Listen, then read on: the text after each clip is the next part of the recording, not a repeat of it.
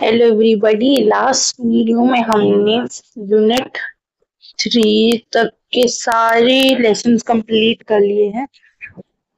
आज की इस वीडियो में हम यूनिट 4 पे फोकस करेंगे और हमारा लेसन 7 से स्टार्ट करेंगे विच इज मोटिवेशन। और अगर आपने पहले की वीडियोस नहीं देखी तो हमारा यूट्यूब चैनल आशीष तिवारी अपडेट्स पे जाइए, वहाँ पर ये सारी चैप्टर्स की वीडियोस आपको मिल जाएंगी। एंड अगर आपको ये वीडियो अच्छी लगे तो आप वीडियो को लाइक कीजिए, चैनल सब्सक्राइब भी कीजिए। एंड अगर आपको ये नोट्स चाहिए तो आप हमारे टेलीग्राम के ग्रुप पे जुड़ सकते हैं, वहां पर ये नोट्स आपको मिल जाएंगे। शुरुआत करते हैं मोटिवेशन से। मोटिवेशन बेसिकली क्या होता है, एक प्रोसेस होता है encouraging people to take action towards their desired goal. यानी आप लोगों को मोटिवेट कर रहे हो ताकि वो अपने गोल्स को अचीव कर पाए। ठीक है, it can come within internal desire और from outside rewards and appreciation. या तो वो खुद इंटरनली आ सकता है सेल्फ रियलाइजेशन के थ्रू, वो नहीं तो किसी रिवॉर्ड या एप्रिसिएशन के थ्रू भी ये आ सकता है। उसके बाद है factors essential for effective motivation. Factors क्या हैं जो इफेक्टिव मोटिवेशन के में हेल्प करते हैं। पहला है क्लियर गोल्स। एम्प्लॉयज को पता होना चाहिए उनका गोल क्या है, तभी उनको मोटिवेशन मिल सकेगी। ठीक है, मीनिंगफुल वर्क। उनको मीनिंगफुल वर्क दो, ये नहीं कि कुछ भी टास्क दे दे। कुछ इंटरेस्टिंग टास्क और पर्पसफुल टास्क हो जो उस गोल को अचीव करने में मदद कर पाए। ठीक है, देन हैव रिकॉग्निशन। अगर उन्होंने कुछ काम किया है तो उनको एक्नॉलेज कीजिए, एफर्ट्स उनको मोरल डाउन नहीं कीजिए। फिर उसके बाद opportunity for growth. Promotions and skill development encourage efforts. ठीक है, आप अपॉर्चुनिटी दीजिए उनको ग्रोथ करने के लिए। अगर आप प्रमोशन दे रहे हैं या फिर उनकी स्किल की डेवलपमेंट कर रहे हैं तो एक उनके पास अपॉर्चुनिटी होगी ग्रोथ के लिए। ठीक है, फिर हमारा गुड लीडरशिप। अगर लीडर्स इंस्पायर कर रहे हैं, अगर लीडर्स इंस्पायर कर रहे हैं और सपोर्ट कर रहे हैं तो बूस्ट मोटिवेशन। तो ऑटोमेटिकली अगर गुड लीडरशिप है तो वो मोटिवेशन को बूस्ट भी करेगी। फिर है फेयर कंपेंसेशन। सैलरी है और जो बेनिफिट्स है मस्ट मैच वर्क वैल्यू। एक फेयर कंपेंसेशन होनी चाहिए। जो सैलरी है वो श्योर होना चाहिए with respect to the job. ठीक है, फीचर्स ऑफ मोटिवेशन है कि इंटरनल फीलिंग है, ये फीलिंग अंदर से ही आती है। गोल ओरिएंटेड, ये गोल पे फोकस रखने वाली है। कंटिन्यूस प्रोसेस है, ये मेंटेन करी जानी चाहिए on regular basis. Psychological concept है, ये डील करता है एक माइंडसेट के साथ और एक बिहेवियर के साथ। ये नेगेटिव भी हो सकता है और पॉजिटिव भी हो सकता है। या तो वो एनकरेजमेंट में हेल्प करेगा या तो वो एक फियर डेवलप कर देगा। Significance of motivation increases employ productivity. वो एम्प्लॉय की प्रोडक्टिविटी को इंक्रीज करता है, जॉब सेटिस्फेक्शन को इम्प्रूव करता है, कमिटमेंट और एक लॉयल्टी बनाता है, reduces absenteeism and turnover. Absenteeism जो एम्प्लॉयज के बीच में होता है, यानी एब्सेंट होना, तो उस चीज को ये कम कर देता है। Encourages creativity and innovation. Creativity और इनोवेशन में हेल्प करती है मोटिवेशन। Enhances organizational performance. एक ऑर्गेनाइजेशन की परफॉर्मेंस को वो एनकरेज करता है।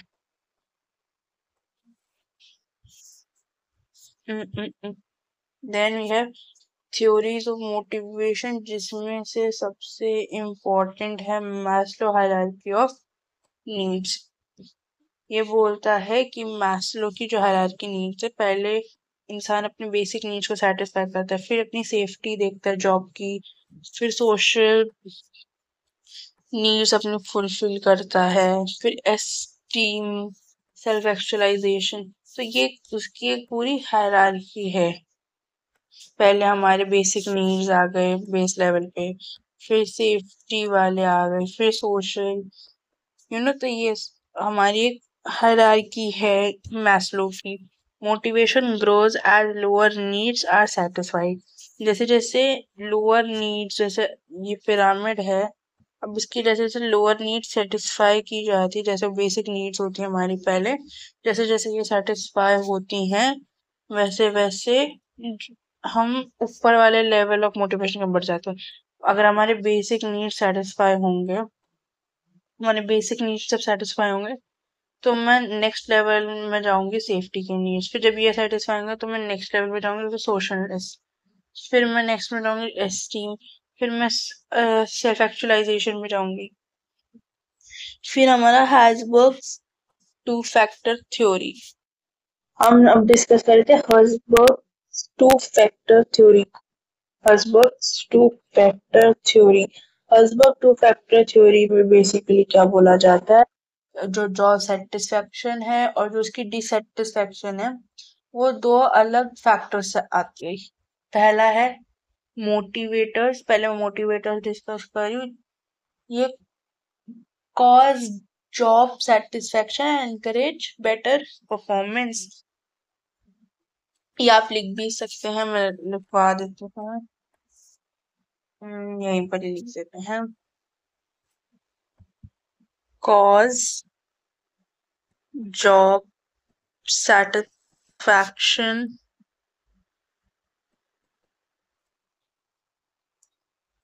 and encourage better performance and encourage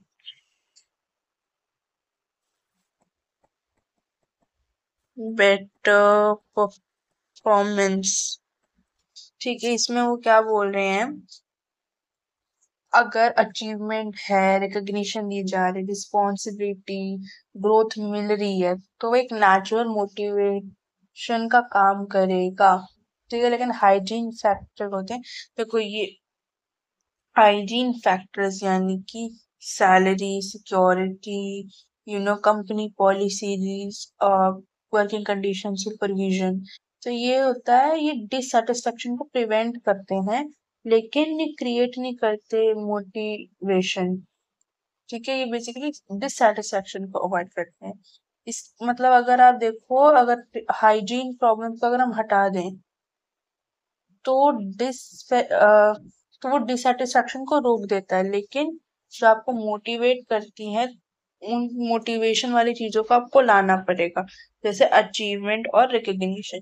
अगर एग्जांपल दूं, अगर ऑफिस में लाइटिंग इम्प्रूव करनी है, जो हाइजीन फैक्टर है, एम्प्लॉय कंप्लेन करना बंद कर देंगे, लेकिन अगर you also give them recognition for their work, लेकिन आप अगर उनको मोटिवेशन सॉरी रिकॉग्निशन दो वर्क के लिए, तो उससे क्या होगा, उससे उनको एक मोटिवेशन मिलेगा, एक एंथुसियाज्म मिलेगा। सेकंड हमारे मैकग्रेगर की थ्योरी एक्स और थ्योरी वाई। अब ये जो है दो अजम्पशंस में चलती है कि पहला थ्योरी एक्स जिसका एक अथॉरिटेरियन व्यू है, ठीक है, या थ्योरी एक्स में क्या बोला जाता है कि वो लोग जिनको काम करना पसंद नहीं है और उनको अवॉइड करते हैं, उनको स्ट्रिक्ट सुपरविजन और कंट्रोल की जरूरत होती है, दे अवॉइड रिस्पॉन्सिबिलिटी, लेजी हैं वो लोग, तो ना motivation comes mainly through fear, punishment and money. इस थ्योरी एक्स में ये माना जाता है कि इनको तो आप सिर्फ पैसे से और पनिशमेंट से आप इनको मैनेज कर सकते हो, और आपके पास जो इनको मैनेज करने का स्टाइल है, तो आप एक तरीके से ऑटोक्रेटिक, यानी जैसे तानाशाही आप एक तरीके से समझ लें, नॉट जैसे जो किंगडम में किंग वाले सिस्टम होते थे वैसा वाला सिस्टम लाना। सेकंड है ये पार्ट थ्योरी वाई का। थ्योरी वाई क्या कहता है, थ्योरी वाई क्या कहता है कि पीपल जिनको वर्क नेचुरली पसंद होता है, एंजॉय करते हैं, सेल्फ मोटिवेटेड रहते हैं, अब यू नो अपना मतलब अपॉर्चुनिटीज देखते हैं, तो इनके लिए आप मैनेजमेंट स्टाइल जो है डेमोक्रेटिक रखिए, ठीक है, लोकतांत्रिक रखिए। इन इनका क्योंकि ज्यादा कुछ प्रॉब्लम नहीं होता, थ्योरी एक्स वाले एम्प्लॉयज को ज्यादा काम रहता है, ठीक है। उसके बाद है रिवॉर्ड्स। रिवॉर्ड्स आप मॉनेटरी भी हो सकता है, मतलब इन टर्म्स ऑफ मनी भी हो सकता है, सैलरी हो सकता है, बोनस हो सकता है, नॉन मॉनेटरी भी हो सकता है, जैसे प्रेज हो गया, आप किसी को प्रेज कर रहे हो, अवार्ड्स दे रहे हो, बेटर वर्क एनवायरनमेंट दे रहे हो, ठीक है। फिर है हमारी द एफिशिएंसी ऑफ रिवॉर्ड्स। इसमें क्या बोला जा रहा है, रिवॉर्ड्स क्या करता है, इनकरेज करता है अच्छी परफॉर्मेंस देना, बार बार एक कल्चर बैठाना अचीवमेंट देने का, इम्प्रूव करना मोरल और टीम वर्क को, needs to match efforts and result. Then हमारा है ऑर्गेनाइजेशनल इंसेंटिव सिस्टम। अब यहाँ पर क्या बोला जा रहा है कि जो स्ट्रक्चर मेथड्स होते हैं, आप जो बोनस देते हो या कोई और बेनिफिट्स देते हो, वो बेनिफिट्स एचआरए हो सकता है, हाउ जिसको हम कहते हैं हाउस रेंटल अलाउंस, ये सारे benefits based on measurable outcomes, sales और टारगेट्स को आप मीट करने के बाद अगर आप किसी को ये इंसेंटिव्स दे रहे हो, तो ये इन चीजों पे बेस्ड होते हैं। Can include financial bonuses, time of, gift cards, recognition. अब ये इंसेंटिव्स क्या हो सकते हैं, या तो फाइनेंशियली किसी को बोनस दे रहे हो, बोनस नहीं तो आप उनको टाइम ऑफ दे रहे हो, टाइम ऑफ नहीं तो आप उनको एक सॉर्ट ऑफ गिफ्ट कार्ड दे, जैसे बहुत बार कंपनीज क्या होती है, अमेजोन का गिफ्ट कार्ड्स दे देती हैं, ठीक है। अब वो नहीं तो किसी सॉर्ट ऑफ रिकग्निशन आप किसी को दे रहे हो। फिर है इंसेंटिव बेस्ड मोटिवेशन। इसमें क्या होता है, ये यूज करते हैं एक्सटर्नल रिवॉर्ड्स को, ताकि एम्प्लॉय की परफॉर्मेंस को बूस्ट की जाए, जैसे effective in sales, production and target based role, जैसे हमने पहले बताया। Must be fair, timely and consistent. तो ये हमने इनमें इसमें पढ़ा। अगला है distinction between reward and incentive. Reward और इंसेंटिव में क्या डिफरेंस है, रिवार्ड का मतलब होता है ये टास्क कंप्लीशन के बाद दी जाती है, ठीक है, पास्ट बेस्ड होता है। इंसेंटिव क्या होता है, ये फ्यूचर बेस्ड होता है कि फ्यूचर में आपको मिलेगा। रिवार्ड बहुत फिक्स्ड रहती है, इंसेंटिव वेरी कर सकते हैं। बोथ परफॉर्मेंस, जो दोनों होते हैं परफॉर्मेंस इंप्रूवमेंट पे फोकस रखते हैं, ठीक है। अब टाइप्स ऑफ इंसेंटिव्स क्या हो गया, फाइनेंशियल इंसेंटिव्स, ये तो हमें पता है, कोई भी बोनस, कमीशन या फिर प्रॉफिट शेयरिंग हो गया। नॉन फाइनेंशियल में प्रमोशन आ जाएगा, रिकग्निशन आ जाएगा, फ्लेक्सिबल वर्क आवर्स आ जाएंगे। इंडिविजुअल वर्सेस ग्रुप के इंसेंटिव्स का क्या मतलब है, इंडिविजुअल रिवॉर्ड्स, पर्सनल परफॉर्मेंस पे मिलना। ग्रुप इंसेंटिव में इंकरेज की जाती है टीम वर्क कैपेसिटी को, ठीक है। उसके बाद हमारा मोटिवेशन भी हुआ कंप्लीट। अब हम बढ़ते हैं चैप्टर लेसन नंबर 8 की तरफ। ये है हमारा लीडरशिप, कम्युनिकेशन और कंट्रोल के ऊपर। अब इंट्रोडक्शन में पहला है हमारा लीडरशिप की। अभी लीडरशिप है क्या, लीडरशिप मतलब लोगों को गाइड करना, इन्फ्लुएंस करना टू वर्क विलिंगली टुवर्ड्स गोल, कि बंदे वर्क कर रहे हैं अपने गोल की तरफ। लीडर्स हैं वो डायरेक्शन देते हैं, एग्जाम्पल सेट करते हैं और इंस्पायर करते हैं दूसरों को। फिर उसके बाद हम यहाँ आते हैं सिग्निफिकेंस ऑफ लीडरशिप पे। ये इम्प्रूव करता है टीम वर्क और efficiency, helps in achieving organisational goal को अचीव करना, एक कॉन्फिडेंस बिल्ड करना एम्प्लॉयज में, इनोवेशन और प्रॉब्लम सॉल्विंग, यू नो ये इन सब चीजों को बढ़ावा देना। उसके बाद है लीड फीचर्स ऑफ लीडरशिप। इसमें क्या हम पढ़ेंगे, लीडरशिप एक सोशल और एक इंटरपर्सनल एक्टिविटी है। सोशल एज एन आप बहुत सारे अपने एम्प्लॉयज के साथ डील करो, इंटरपर्सनल यानी आप उनके साथ एक इंटरपर्सनल रिलेशनशिप भी एस्टैब्लिश करते हो। इट इन्वॉल्व्स इन्फ्लुएंसिंग अदर्स, आप लोगों को इन्फ्लुएंस करते हो। It requires vision and communication, vision and communication चाहिए होता है। इट इज गोल ओरिएंटेड, अब लीडरशिप के स्टाइल कैसे हो सकते हैं? ऑटोक्रेटिक हो सकता है, जैसे हमने तानाशाही टाइप हो गया, जो किंग वाले सिस्टम होते हैं, किंग के नीचे मिनिस्टर्स वगैरह ये सब। डेमोक्रेटिक जैसे इंडिया का जो सिस्टम है, लोकतांत्रिक। लेजीज फेयर नहीं, मतलब लोगों को फुल फ्रीडम देना। फिर है transformational, leader motivates through vision and inspiration, जब लीडर मोटिवेट करता है विजन और इंस्पिरेशन के थ्रू। फिर हमारा है ट्रांजैक्शनल, ट्रांजैक्शनल में क्या होता था, ये बेस्ड होता है रिवॉर्ड और पनिशमेंट के ऊपर, कि अगर अच्छा काम कर रहे हो तो रिवॉर्ड, बुरा काम कर रहे हो तो पनिशमेंट। उसके बाद है क्वालिटीज ऑफ लीडर, ऑनेस्ट होना चाहिए, इंटेग्रिटी होनी चाहिए, विजन होना चाहिए, फोरसाइट अच्छी होनी चाहिए, कम्युनिकेशन स्किल्स अच्छी होनी चाहिए। उसके बाद हमारा कॉन्फिडेंस और करेज होना चाहिए, डिसीजन मेकिंग एबिलिटी अच्छी होनी चाहिए, एम्पैथी होना चाहिए अंडरस्टैंड करने के लिए। फिर उसके बाद हम यहाँ पर आते हैं लीडरशिप अक्रॉस ऑर्गेनाइजेशन में। अक्रॉस लीडर्स जो है, इनको हमें टॉप, मिडल और लोअर तीनों लेवल्स पे चाहिए होते हैं। Each level has different responsibilities, हर एक लेवल का डिफरेंट रिस्पॉन्सिबिलिटी रहता है, लेकिन जो लीडरशिप है एसेंशियल होती है कोऑर्डिनेशन की और सक्सेस पाने की सारे लेवल्स पे। उसके बाद है practices for developing leadership, practices क्या हो सकती है लीडरशिप डेवलप करने की? आप ट्रेनिंग और मेंटरिंग दे रहे हो, रिस्पॉन्सिबिलिटी डेलीकेट कर रहे हो, यानी कि आप मैनेजर अपना काम जो है लोअर लेवल्स पे स्प्रेड आउट कर रहा है कि नहीं कर रहा है। इनिशिएटिव को एनकरेज करना, परफॉर्मेंस फीडबैक और कोचिंग उन एम्प्लॉयज को देना, opportunity for decision making opportunities देना।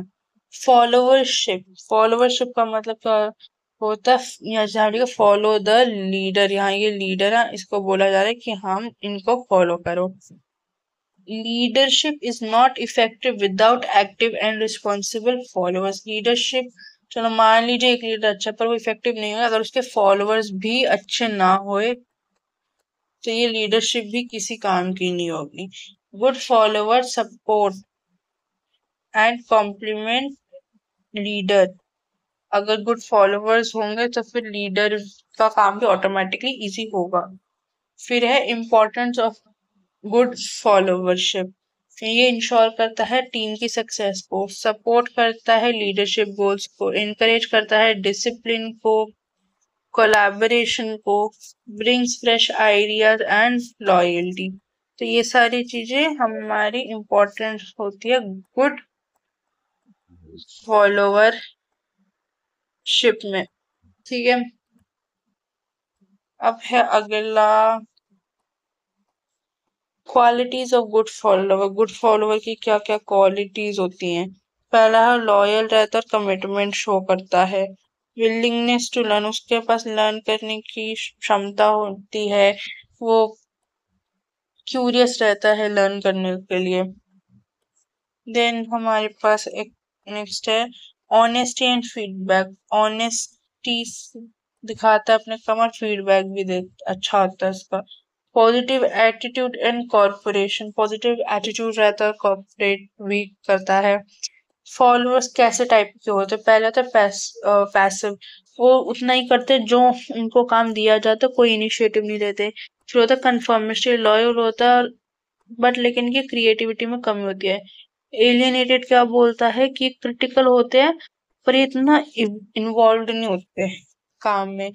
प्रैग्मेटिक यानी जो कि बैलेंस्ड है, प्रैक्टिकल। इफेक्टिव यानी बेस्ट है ये वाला, कि एक्टिव भी है, रिस्पॉन्सिबल भी है, इंगेज्ड भी है। ठीक है, अब हमारे थर्ड पार्ट में हम जा रहे हैं कम्युनिकेशन पे। कम्युनिकेशन क्या बोली जाती है? एक प्रोसेस है जहाँ इंफॉर्मेशन, आइडिया और फीलिंग्स को इंडिविजुअल और ग्रुप्स के साथ आप शेयर करते हो।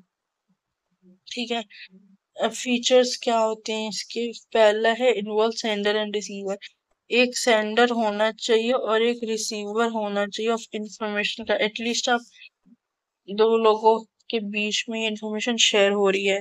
नीड्स क्लियर मैसेज होना चाहिए, या तो ओरल भी हो सकता है, रिटन भी हो सकता है, वर्बल भी हो सकता है, normal.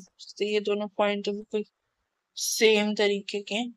Should be the two way, मतलब फीड, ये नहीं कि आप बस बोल रहे हो, फीडबैक भी जरूरी हो। ना चाहिए। फिर उसके बाद है कंपोनेंट्स।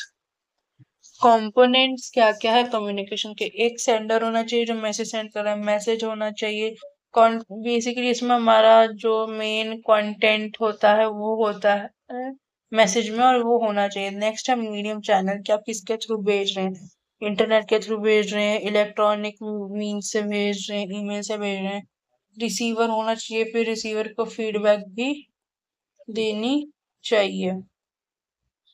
ठीक है। Then we have process of communication. पहले जो सेंडर है वो ये सोचता है कि उसको क्या चीज भेजनी है, कंटेंट का सोचता है। फिर वो मैसेज लिखता है, फिर सेंड करता है मैसेज को चैनल के थ्रू। फिर रिसीवर के पास जाती है, रिसीवर फिर उसको डिकोड करता है, फिर फीडबैक उसको देता है। अब आते हैं टाइप्स ऑफ कम्युनिकेशन पे। या तो देखो, फॉर्मल इनफॉर्मल हो सकता है वो, अपवर्ड हो सकता है, डाउनवर्ड हो सकता है, हॉरिजॉन्टल हो सकता है, डायगोनल हो सकता है, वर्बल हो सकता है, नॉन वर्बल हो सकता है। फॉर्मल कम्युनिकेशन की बात करें तो फॉर्मल कम्युनिकेशन यानी जो आप एक ऑर्गेनाइजेशन के अंदर रहकर जो भी आप यू नो बातें शेयर कर रहे हैं, तो उस ऑर्गेनाइजेशन के अंदर जितनी भी बातें हो रही हैं, तो ये सारी बातें फॉर्मल तरीके से हो रही है, एथिक्स के थ्रू हो रही हैं, तो एक फॉर्मल कम्युनिकेशन में आ जाएगा। इनफॉर्मल यानी आप जैसे आप फ्रेंड से बात करते हो। Next we have upward, downward, horizontal and diagonal types of communication. Upward communication का मतलब क्या हुआ? जैसे कि अगर मैं बोलूं जैसे एम्प्लॉय, मतलब फ्लो ऑफ इंफॉर्मेशन अपवर्ड में यूं जा रहा है, ठीक है, इसको हम अपवर्ड बोलेंगे।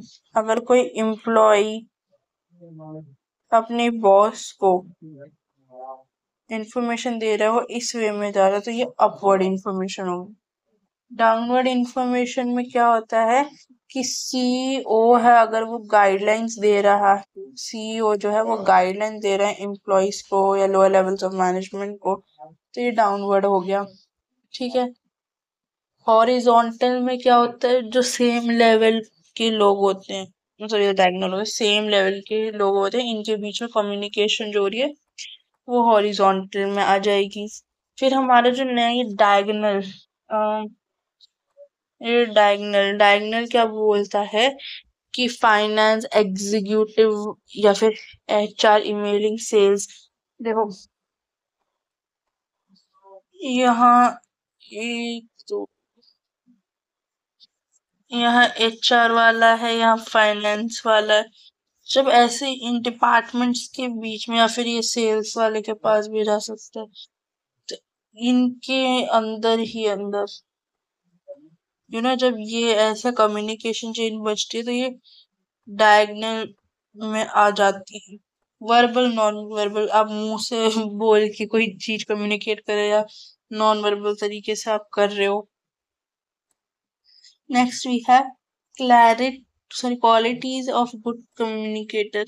क्लैरिटी रखता है, सिंप्लिसिटी रखता है, लिसनिंग स्किल्स अच्छी होती है उसमें, एम्पथाइज करता है यानी सामने वाली बात को समझता है, अंडरस्टैंड करता है, अच्छी टोन में बात करो तो उसके बोलने की टाइमिंग सही होती है, फीडबैक के लिए वो हमेशा तैयार रहता है। Goals of communication effectiveness, better understanding होती है, ट्रस्ट बिल्ड होता है, सॉल्व कर सकते हैं प्रॉब्लम, इनहेंस होती है प्रोडक्टिविटी, एरर्स रिड्यूस हो जाते हैं। ठीक है। Factors influencing communication effectiveness, language और क्लैरिटी इफेक्ट करती है कम्युनिकेशन को, इमोशन और माइंडसेट इफेक्ट करता है, एनवायरनमेंट एंड टाइमिंग इफेक्ट करती है, लिसनिंग एंड फीडबैक इफेक्ट करता है, medium of channel used effect करती है। देखा जाए तो अभी लास्ट यूनिट और इस वाले यूनिट में यूनिट 3 है जो हमारी, और यूनिट 4 है, इसमें कुछ ऐसा समझाने लायक है नहीं। आप अगर इसको पढ़ लेंगे तो आप आंसर राइटिंग पॉइंट्स आप खुद भी बना सकते हैं। ठीक है। कंट्रोलिंग मी, चेकिंग परफॉर्मेंस, आप परफॉर्मेंस को चेक कर रहे हो, कंपेयर कर रहे हो उसको स्टैंडर्ड्स के साथ, और उसको करेक्ट करने के लिए अगर कोई डेविएशन है तो क्या आप करेक्ट करने के एक्शंस भी सही ले रहे हो. It ensures that goals are being achieved. ठीक है. फीचर्स ऑफ कंट्रोलिंग के फीचर्स क्या है? कॉन्टिन्यूस प्रोसेस है, लिंक की गई है प्लानिंग के थ्रू, एक्शन ओरिएंटेड है, इन्वॉल्व की जाती है, मेजरमेंट और करेक्शन को अप्लाई की जाती है हर एक लेवल पे. ठीक है. अब आई हमारी बात प्रोसेस ऑफ कंट्रोलिंग का क्या प्रोसेस है? आप पहले परफॉर्मेंस सेट करते हो, स्टैंडर्ड्स. ठीक है. सेट परफॉर्मेंस स्टैंडर्ड्स, आप स्टैंडर्ड सेट करते हो. फिर एक्चुअल में जो परफॉर्मेंस है उसके साथ मेजर करते हो, कंपेयर करते हो, डेविएशन देखते हो कि अगर ये चीज मैंने सेट की थी, मैं यहाँ से यहाँ जाऊंगी लेकिन मैं यहाँ से यहाँ गई, तो अगर ये डेविएशन हुई है तो उसको मैं कैसे करेक्ट करूँ, वो हमारा लास्ट स्टेप हो जाता है. ठीक है. Kinds of control. पहला है हमारा फीड फॉरवर्ड कंट्रोल, यानी कि जब एक्टिविटी स्टार्ट होने से पहले ही हम अगर कंट्रोल करते तो उसको हम फीड फॉरवर्ड कंट्रोल बोलते हैं. कॉनकरेंट कंट्रोल मतलब जब एक्टिविटी चल रही होती है तब. फीडबैक कंट्रोल यानी after completion of the task हम जब कंट्रोल करते हैं. नेक्स्ट हमारा बेनिफिट्स ऑफ कंट्रोलिंग के क्या बेनिफिट्स हैं? इंश्योर करता है गोल अचीवमेंट को, आइडेंटिफाइज अर्ली एरर्स अगर पहले हो तो उनको डिटेक्ट कर लेता है, वेस्ट और कॉस्ट को रिड्यूस करता है, इम्प्रूव करता है डिसिप्लिन और परफॉर्मेंस. ठीक है. ड्रॉबैक्स ऑफ कंट्रोलिंग की क्या ड्रॉबैक्स है? बहुत ज्यादा टाइम कंज्यूमिंग है, रेजिस्टेंस ला सकता है काम को या गोल को अचीव करने में, कैन रिड्यूस क्रिएटिविटी कम हो जाती है, डिपेंड होती है, इसकी डिपेंडेंसी होती है बेसिकली एक्यूरेसी और उसके स्टैंडर्ड्स पर, कि आपने जो स्टैंडर्ड सेट करे हैं वो एक्यूरेट करें भी हैं कि नहीं करें. टाइप्स ऑफ कंट्रोल मैकेनिज्म के क्या क्या टाइप्स है? Budgeting, auditing, performance appraisal, statistical reports, production scheduling, ये सब. ये सब हमें पता है. जैसे अगर मैं बात करूं परफॉर्मेंस अप्रेजल क्या हुआ? चलो पहले बजटिंग से ही शुरुआत करते हैं. बजटिंग का मतलब होता है प्लान करना इनकम को और एक्सपेंस को अपने पहले से एक स्पेसिफिक पीरियड के लिए. ऑडिटिंग का क्या मतलब हुआ कि जब आप एग्जामिन करते हो कोई भी आपका फाइनेंशियल रिकॉर्ड्स हो गए, सिस्टम हो गया, ठीक है, ताकि आपकी एक एक्यूरेसी बने. फिर परफॉर्मेंस अप्रेजल पे क्या होता है? आप रेगुलर रिपोर्ट करते हो आपके गोल्स सही हैं, मतलब टारगेट्स मीट हो या कि नहीं, फिर उस बेसिस पे आपको अप्रेजल मिलता है. स्टैटिस्टिकल रिपोर्ट्स पे क्या हम देखते हैं कि एक प्रेजेंटेशन होता है डेटा का न्यूमेरिकल और एक ग्राफिकल फॉर्म में, ताकि डिसीजन मेकिंग हो पाए, जिसपे टेबल्स चार्ट वगैरह जो नॉर्मल स्टैटिस्टिकल टूल्स होते हैं उनका यूज किया जाता है. प्रोडक्शन स्केड्यूलिंग में क्या होता है कि प्लानिंग है, जो सीक्वेंस होता है टाइमिंग का एंड रिसोर्सेज का नीडेड फॉर मैन्युफैक्चरिंग प्रोडक्ट. ठीक है. इसमें इंश्योर की जाती है कि टाइमली कंप्लीशन हो रहा है कि नहीं हो रहा. जैसे फॉर एग्जांपल अगर कार कंपनी है, वीकली स्केड्यूल में अपना जो कार जो उसको ठीक से असेंबल कर रही है कि नहीं कर रही है ना. तो इसी के साथ हमारी जो यूनिट 4 है ये भी होती है कंप्लीट. अब बची है बस यूनिट 5 जो कि नेक्स्ट वीडियो में आ जाएगी. अगर आपको ये वीडियो अच्छी लगी हो तो लाइक कीजिए, सब्सक्राइब करिए चैनल को. अगर आपको इसके नोट्स चाहिए तो आप हमारे टेलीग्राम के चैनल पर जाइए. एंड ऑल्सो अगर आपको कोई डाउट है कमेंट्स में लिखिए. We will revert to you. For now bye guys.